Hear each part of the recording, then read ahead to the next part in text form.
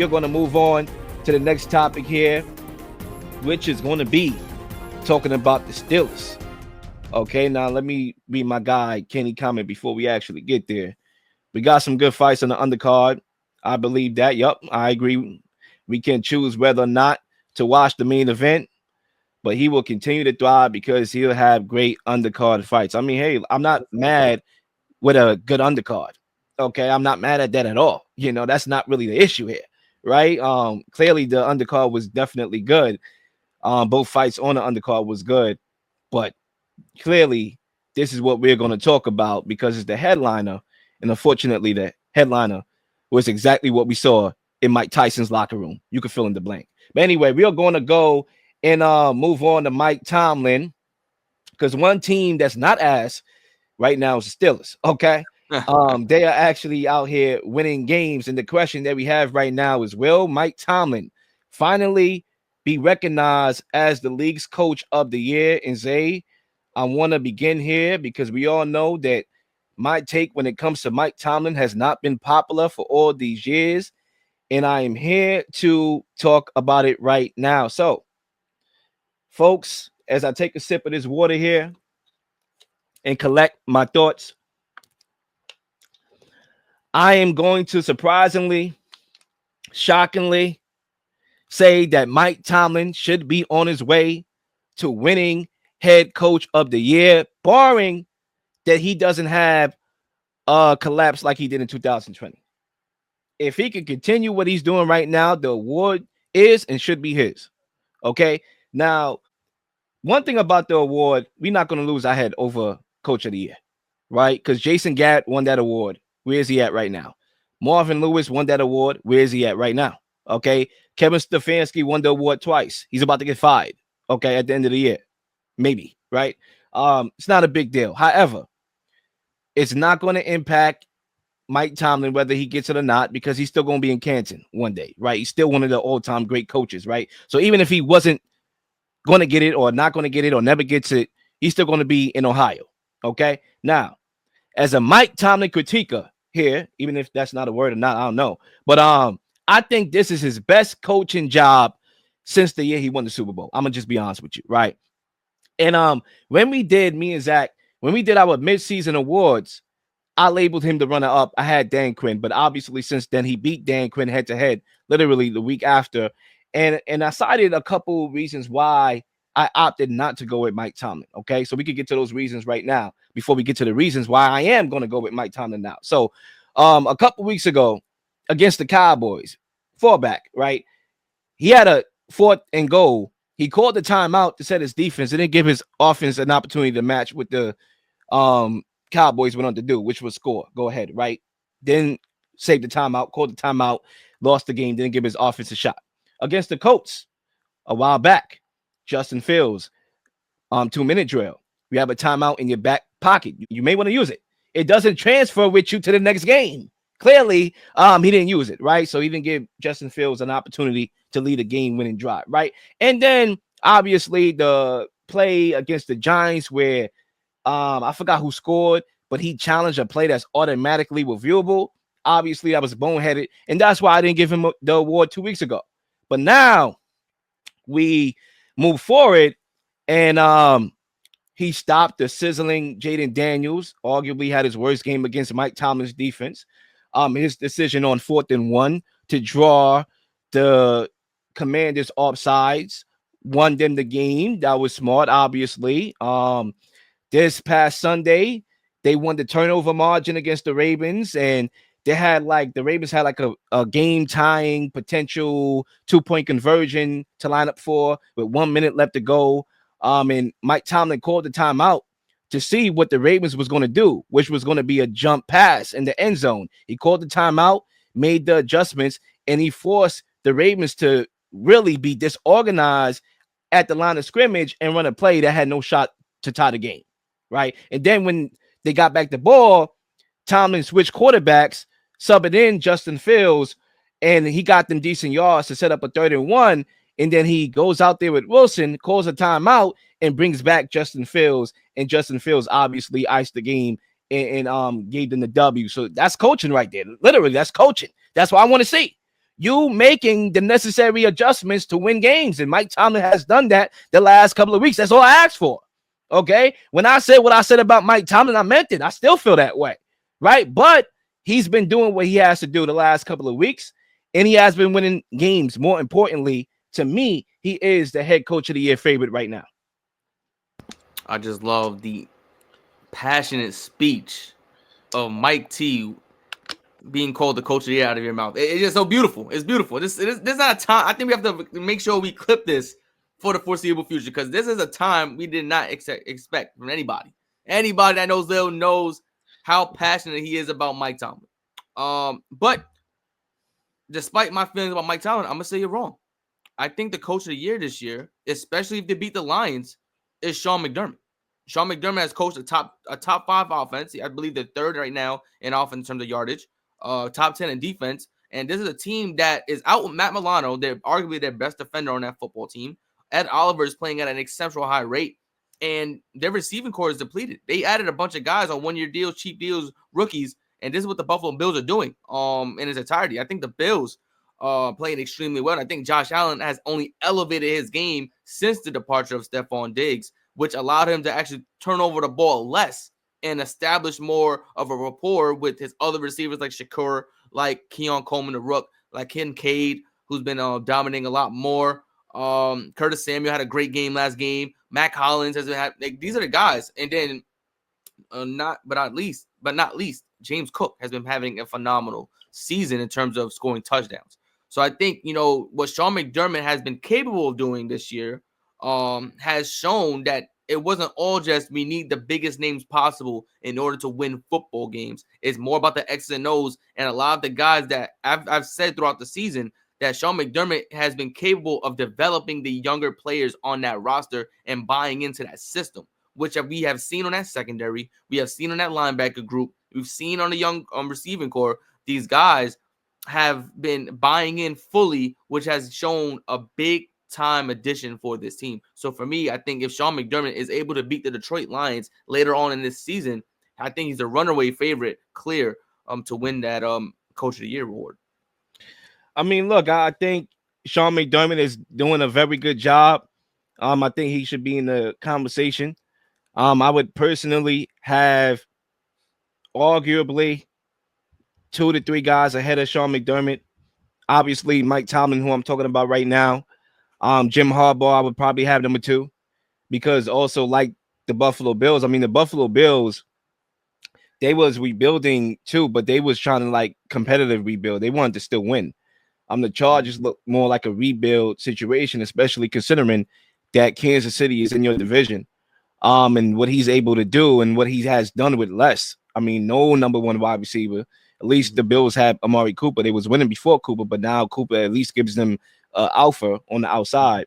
What he's doing, I mean, the defense has been playing well. The draft picks, the free agent picks, everything. I mean, I would just have Jim Harbaugh ahead. I think Sean Payton, what he's doing in Denver with Bo Nix, is definitely worth the conversation. But I want to come back to Mike Tomlin here because let's call a spade a spade. I mean, he outsmarted John Harbaugh in the game. And look, I always preferred John Harbaugh over Mike Tomlin because of his ability to adapt to modern times with finesse. But tough football, rugged football could force finesse to adapt. Wordplay there. The reason why I preferred John Harbaugh is because his willingness to adapt with finesse, but rugged, hard-nosed football could force finesse to adapt. Okay? And that's what happened in this game. Mike Tomlin, he knew that the Ravens had a good run defense. They pass defense is suspect, but their run defense is legitimate, arguably the best in the league. And guess what? He still ran the ball 34 times. Okay? Because guess what? Hard-nosed football defeats everything. Okay? Lamar Jackson, the best offense in the league. Arguably number 1 statistically. Guess what? Hard-nosed football could force finesse to adapt. Can you adapt? And look, I just give Mike Tomlin the credit for it. Look, I'm still a guy that I'm still critical. All right. This is not like, oh, I'm a Mike Tomlin fan all of a sudden. Woohoo, Mike Tomlin for president. No. Okay. I still have issues with his inability to have a knack for coaching talent. Mhm. Okay, his stubbornness when it comes to firing assistant coaches that need to be fired. Mhm. Okay, he's reflective in his coaching tree or lack thereof. Mhm. Okay, we still get head scratching coach management decisions. Okay, we get horrible challenges. Clearly, that's Mhm. undisputed. All right, but and the elephant in the room hasn't won a playoff game in 6 years. Okay, those things are legitimate. However, he has been doing a good coaching job this year. The decision to go back to Russell Wilson was his choice. They're 4-0 since. They're winning football games, and that's what counts right now when we having coach of the year conversations, and that's why I like him number one. Well, you know Mike Tomlin, right? He's got to go with the vet. He wants to go with the vet. He hasn't had a good veteran presence quarterback in that locker room in very long time. Since Big Ben, you can make the argument. This is the most talent he has in that quarterback room since his beginning of his career. And that's just calling a spade a spade. He's got to go with the guy who has the more experience on the football field winning games than the guy with more talent. And that's what Tomlin does year in, year out. It just so happens that Arthur Smith, as the offensive coordinator for this team, plays to the strengths of Russell Wilson. Also plays to the strength of Justin Fields. The only thing, Fields is a little bit more inaccurate. I think if Fields was more accurate, let's say if Fields would threw 60% of his completion during his starting tenure, he would still be the starter to this day. But we saw he started to tail off a little bit, started to make a lot of bad throws, forcing Pickens to kind of have to make a lot of tough contested catches, which Pickens is amazing at. But you don't want that to be the primary of his catches for the whole season. So I think Tomlin had to make a very difficult decision against what the fans wanted because he knew what the team needed. And I think that's something that Tomlin does extremely well, especially with a fan base that's very passionate about Tomlin, for better or worse, about his role on his team and why they continue to play that middle of the pack football. But this year they're playing above all and actually scoring points, especially with that defense playing as good as it is. I'm surprised. Thankfully, knock on wood, hopefully that defense stays healthy for the entirety of the season because that's been the biggest Achilles heel for the Steelers. They have a huge injury on defense every single year that always derails their season. So hopefully this year they have that fully healthy defense going into the playoffs if they continue this path to make it to the playoffs. And that's how they win games through their defense. But we're gonna go to the subtopic here. How concerned should we be about Lamar Jackson's continued Pittsburgh woes? Say once more, the mic is yours. Well, I'm not concerned with the woes of the I mean, the issues that they have against the Pittsburgh Steelers, because that's more of an X's and O's. And if you're looking at X's and O's, that's going to be Todd Monken, that's going to be Harborough. They have to draw up the plays to get them away from TJ Watt, get them away from that defensive team, and draw up schemes to alter what the Steelers do well. And then that's the only way Lamar's going to be able to do well. We saw him able to scramble out. He was able to extend a lot of plays, but that's not the bread and butter of Lamar Jackson, and that shouldn't be the focal point of the Ravens trying to accelerate their offense against this Steelers team.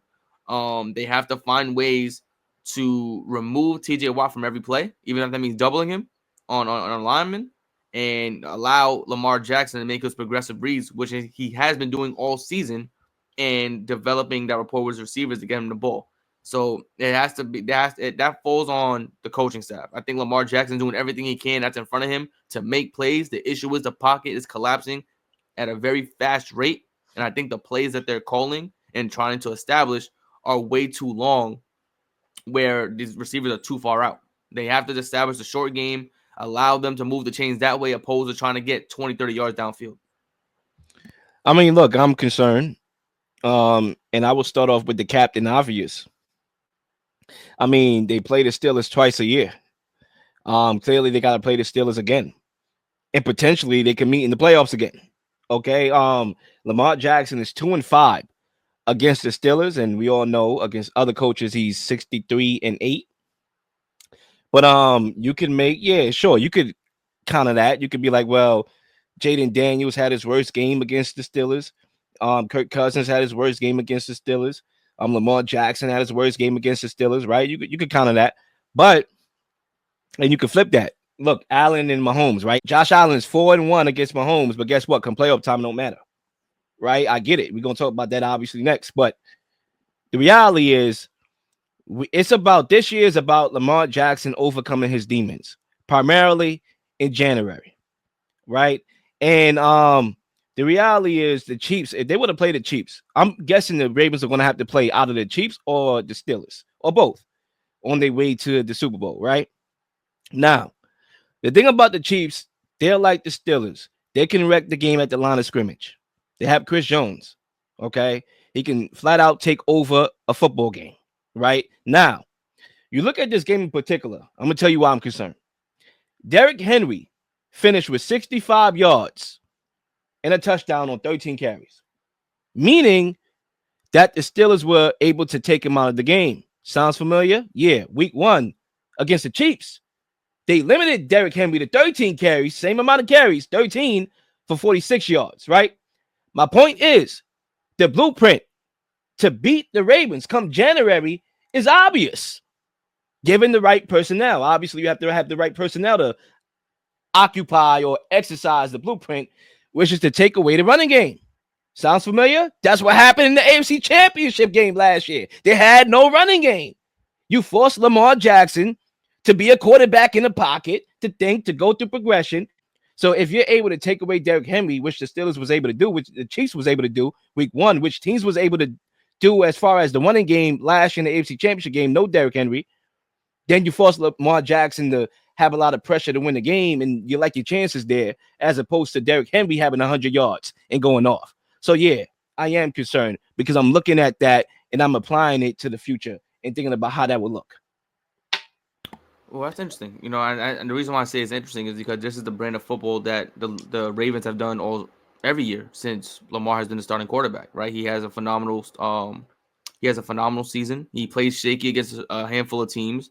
Playoffs come, the shakiness comes around in terms of his second guessing, not comfortable, and it looks unconfident in terms of his ability to make plays on a football field in the playoffs. And I think that's what we're seeing against the Steelers is just a bad game, right? That could trickle into the season based on the coaching staff enabling that ability, the confidence and ability to draw up different plays. And I think that's the issue.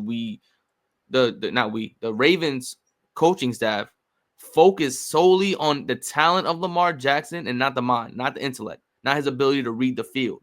They focus solely on his talent and his skill, which is the downfall of this Ravens team in the playoffs and late in the season every single season. Because he's going to have to think when he goes against the Steelers in the playoffs, barring that matchup is a thing, he's going to have to think when he goes up against Steve Spagnuolo and how he could disguise blitzes, he's going to have to think. So, because we saw what we saw, what we have always seen, I'm nervous. I'm concerned because it's like, okay, is he just automatically going to become a thinker? Is he automatically going to become Tom Brady, Peyton Manning in the pocket come January? No, it's not going to happen. And then on top of that, you look at the kicker, Justin Tucker. That guy can't buy a field goal off the internet. The last 2 seasons, he's just 4-12 on kicks over 50 yards. And he's not even making the shorter kicks like how he was automatic before in his career. So look at the score, the final score, 18-16. He makes the 2 kicks that he missed from 47 and 50. They would have won the game. Now that's going to put more pressure on who? Lamar Jackson to convert on 4th downs. So, yeah, I'm concerned. And, yeah, we are going to move on. Zay, you have any last words? I mean, my last thought is this, man. If the Ravens fall flat once again in the playoffs, you already know Harbaugh seat. You already know I'm gonna talk. Let's say I hope it doesn't happen. I hope they don't fall flat again. But if it does, I'm gonna have a lot to say. It's better than not to say anything. We're gonna move on. Please like and subscribe for all the up-to-date content. You've been slinging shows left and right, slinging content left and right. Please don't miss anything. If you do, like, subscribe, leave a comment, or leave a question, something you may want to answer, something you may have. All ideas are great ideas. Nothing's a dumb question.